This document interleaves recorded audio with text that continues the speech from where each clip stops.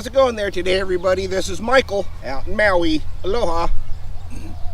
So if you've been enjoying the content I've been putting out, I recommend subscribing to the channel. By subscribing, you'll be notified every single time I come out with a new video. At the moment, I'm putting out 3 videos a week, straight tutorial on how to throw. How's it going there today, everybody? This is Michael out in Maui. Aloha. So today is video 15 on learning how to throw. So by this time, you should have your throw down working.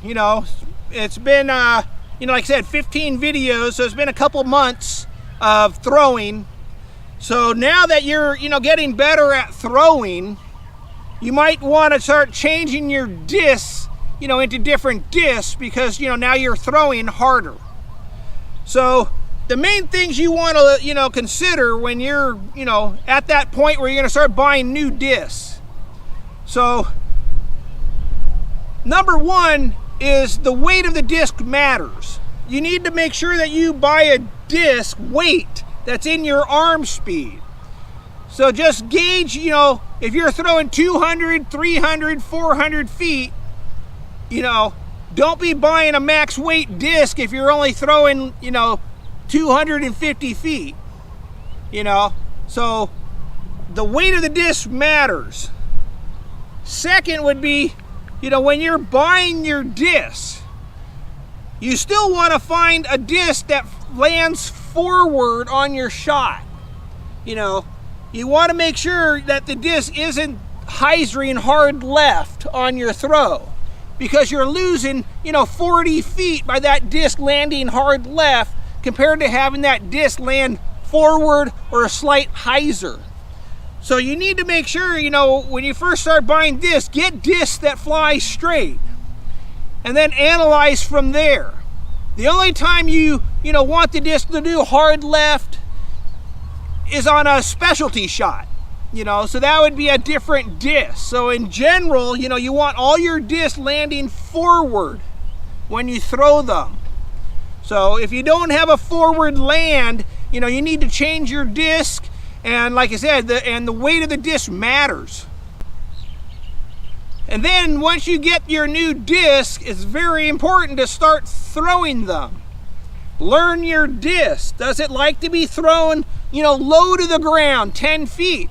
Or does it need a little more air and it likes it at 15 feet?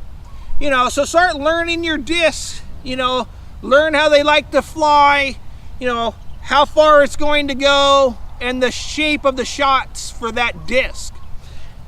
And then that way, when you're on the course, you're going to have a better idea of what each disc is going to do. You pick the proper disc for that hole that you're playing. So you got to throw your disc out on the field and and learn them when you buy a new disc. Trying to learn a new disc on the course, you can do that, but you're not going to really learn the whole potential of the disc until you come out on a field and just rip on the disc, 50 to 100 times. You're going to get a better idea of what the disc can handle. So anyway, so now that you're learning how to throw and you're going to buy new discs because you're throwing harder, those are just, 3 things that I think of that matter, when you buy your discs, so just kind of pay attention to those. The throwing charts on the discs all say how far they're supposed to fly. That's the flight of the disc is that max number. So if that disc is rated a 300-foot disc, you need to be able to push that disc out to 300 to get that flight pattern. If it's a 400-foot disc, you need to throw the disc 400 feet to get that flight pattern. So the shape of the shot of the disc, you got to pay attention to. So find the disc that's in your distance and throw those discs.